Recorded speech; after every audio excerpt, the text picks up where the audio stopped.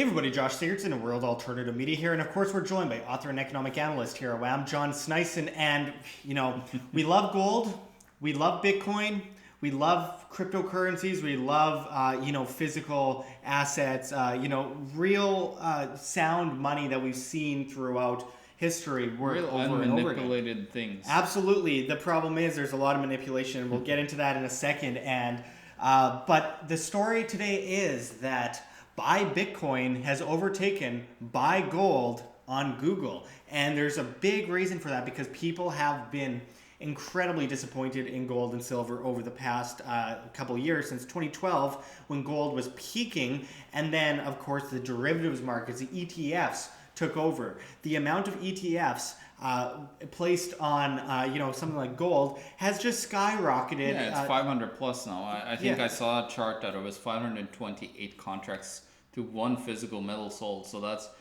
only one person out of 528 that would get it if you wanted your physical Absolutely, metal. and gold has stayed either still fluctuated a bit in January 2016. But Bitcoin has gone since January from the $900 range to almost $8,000 for one Bitcoin. It's somewhere around 75 now. I mean, it's just absolutely insane, and it's decentralized. There aren't ETFs on it yet that I know of, but there are plans to be some, and that's They're something we definitely have working to. on it. Yeah, and there are, but I mean, there's scarcity. So first, gold is based on scarcity and demand. Scarcity due to the fact that there's not that much gold in the world, and the demand with the application use of gold and silver as well. And it never disappears. Bitcoin is also based on scarcity and demand, with only 21 million coins ever to be created by the year 2040. And it's based on gold. Absolutely. They kind of modeled the market off of gold, and it's what we should be seeing in gold. But of course, we've seen banks like Deutsche Bank, of course, that came in and they got caught red-handed in 2016 on more than one occasion, manipulating the price of gold and silver, and a bunch of other banks were caught up in that as well. JP Morgan, I mean, there's BNP Paribas, HSBC, the Scotia Bank, the list goes on. Yeah. So here I'm going to be the center man here and say gold is amazing, silver is amazing, Bitcoin is also amazing. It's called diversity, folks, and diversifying your portfolio. And gold has great potential, but it's held down right now like a beach ball, but it will bounce up once that banking system goes down. John, what do you have here? Well, to talk about what will trigger the gold to go up, it's going to be when that point is when the currency fails, most of the time. So you're going to have to be patient. That's the thing. People are looking at gold as an investment. It's not an investment. It's insurance. It's insurance. So that's where people get it wrong. So that's why people have jumped from gold investment over to Bitcoin investment, because Bitcoin is giving you a crazy amount of return. Crazy. From the it's mass amounts absolutely unbelievable. In 2009, around 7 cents for one Bitcoin. Yeah, I bought some back at 25. Unfortunately, I got scammed off of them.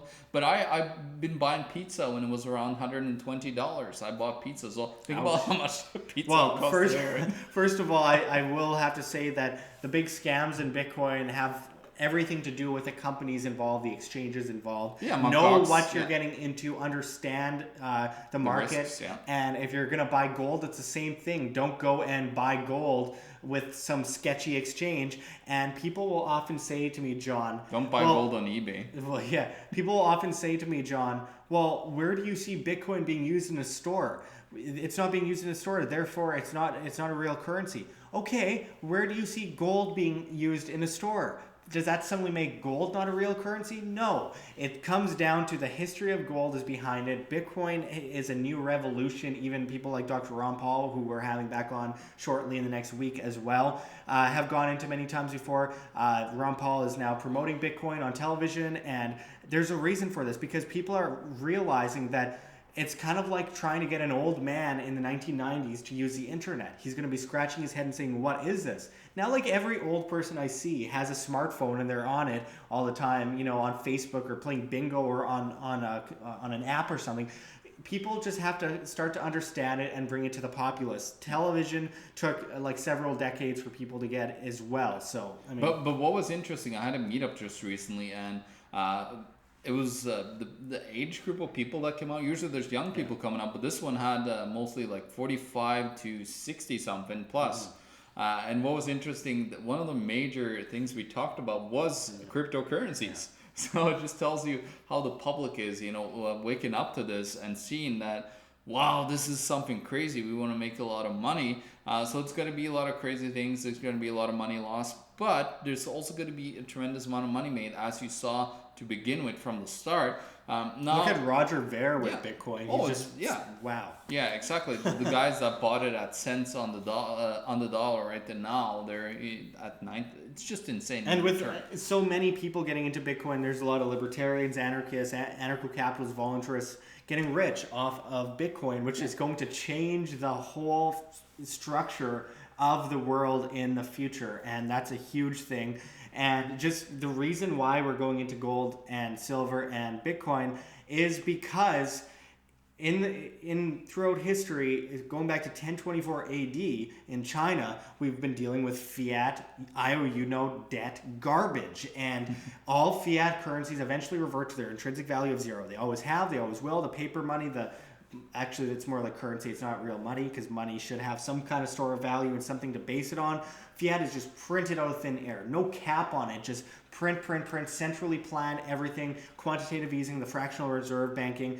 It's just over the top, and vast amounts of debt are created, vast amounts of inflation, the price of living goes skyrocketing, and it shoves people down that bottomless pit of debt, and they're forced to ask for a ladder up from the government and the banking system, which puts them in perfect servitude. So we need to understand that not just gold and silver are examples of pulling away from the central banking system, but so is Bitcoin. So are several other cryptocurrencies. Not all of them, but quite a few others as well. Yeah, well, the thing is, gold and silver is that insurance that you just buy and stow away for that big moment in time when hyperinflation happens. Just ask the people that lived in Argentina or in Zimbabwe or Venezuela currently. The Weimar Republic. Yeah, wherever they are, where the currency just loses all its value. People have that gold and keep it now. Of course, they say, oh, they're going to come and confiscate it.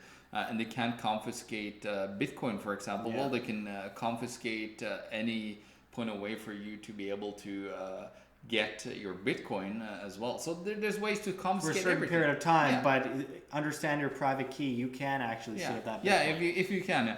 Now, because we're seeing, people are starting to finally wake up to and see that Bitcoin is crazy. It's something that's going to change everybody's life. This blockchain technology.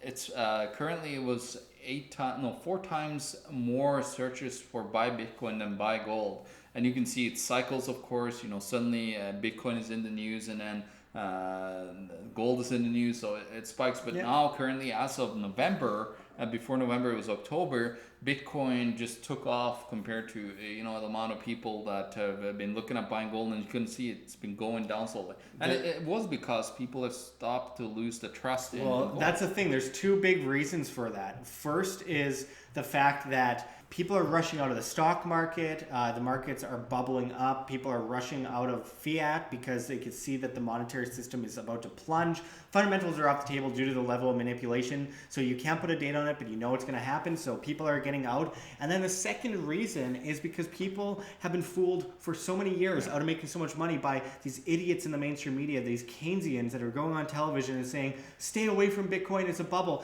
People like Peter Schiff at like $16, $17 for one Bitcoin, saying it's a bubble, get out. Well, because he was competing with gold, with his gold. Well, I've lost all my respect for Peter Schiff because, the guy is calling Bitcoin fiat. Fiat is based on legal tender currencies that are centrally planned. By the state. Yeah, exactly. That are centrally planned.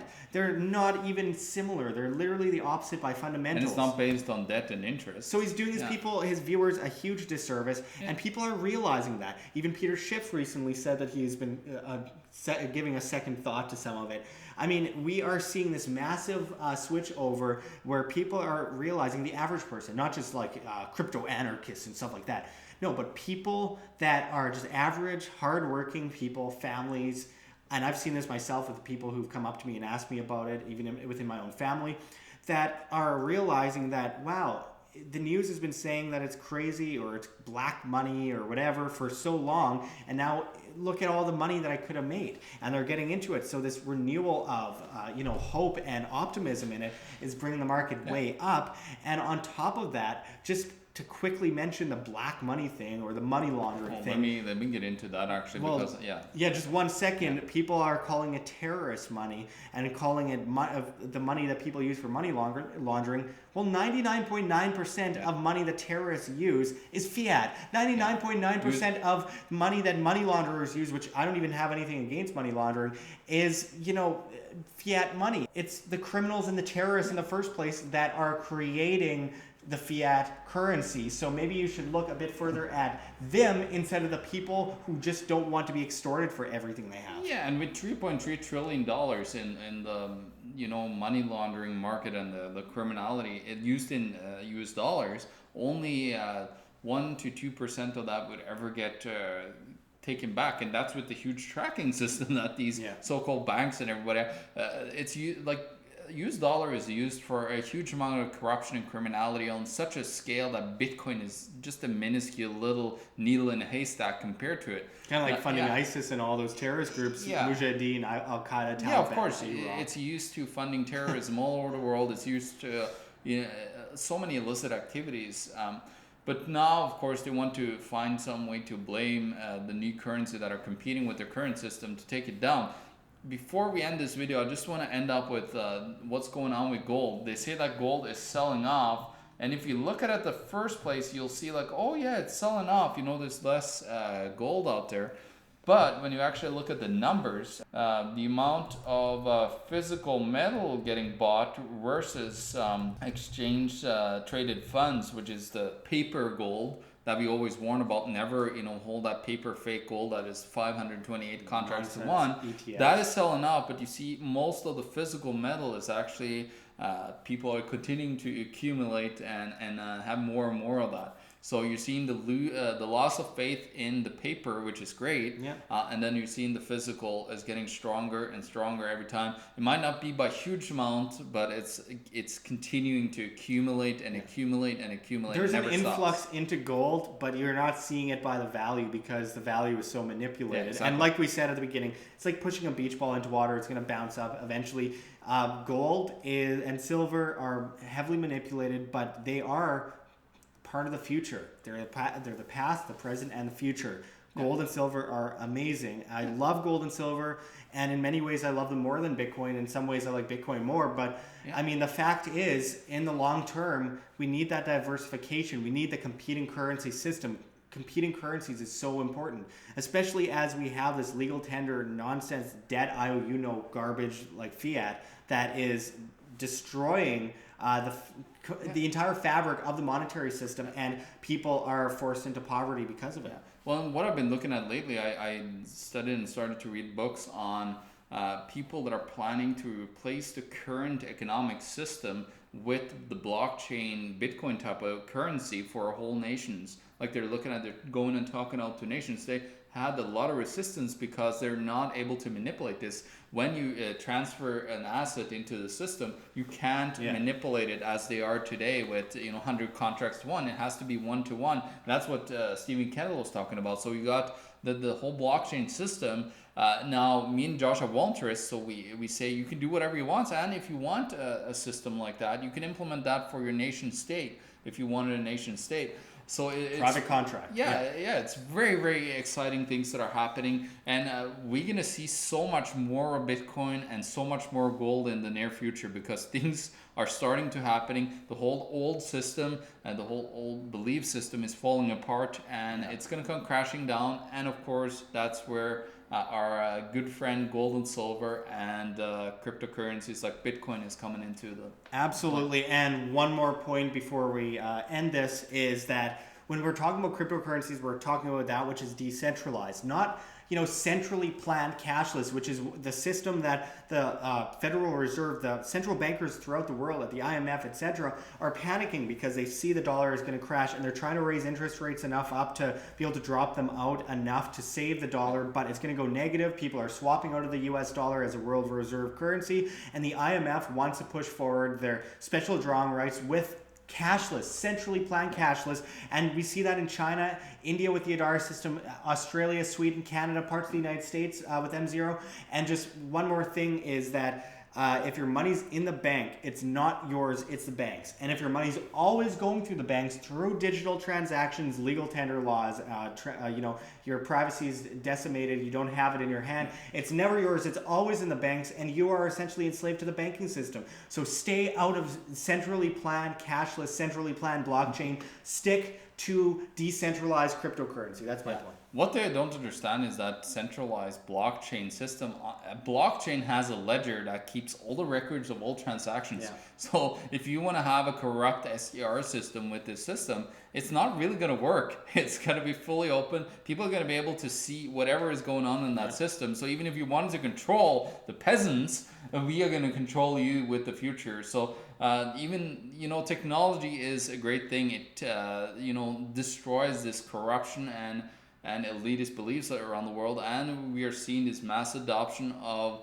a private type of system that is giving the power back to every single human being, and the sovereignty and the freedom back to every single human being on planet Earth. And it's coming, even though if the controllers doesn't want it, it will happen, and it's going to hurt you bad. Absolutely. Individual demand and free markets are a beautiful Meaning the thing. elites. Beautiful thing. And on top of that, anything that the government does, a free market can do far better.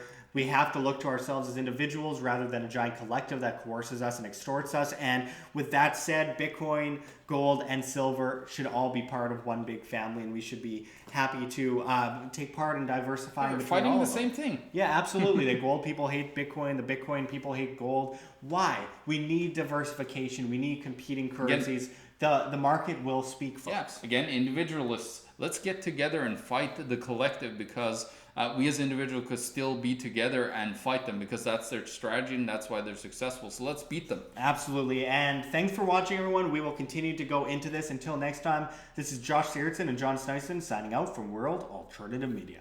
Find the truth. Be the change. Thanks for watching, everyone. Check the links below. GoFundMe, Patreon. We can't do it without you. Any donation is very much appreciated, especially as we are so vastly demonetized by the Anti-Defamation League on YouTube, as they flag all of our content as hate speech. You can also find our Bitcoin address in the description in the comments, as well as on the screen for you to scan if you please. You can also find me at Josh Sigurdson at steemit.com. That's steemit.com, the future of social media, as the dinosaur social media digs its own grave. You get paid in cryptocurrency, Steem that is, on steemit.com via the upvote of your posts. So I hope to see you there. But until next time, this is Josh Sigurdson signing out from World Alternative Media. Find the truth, be the change.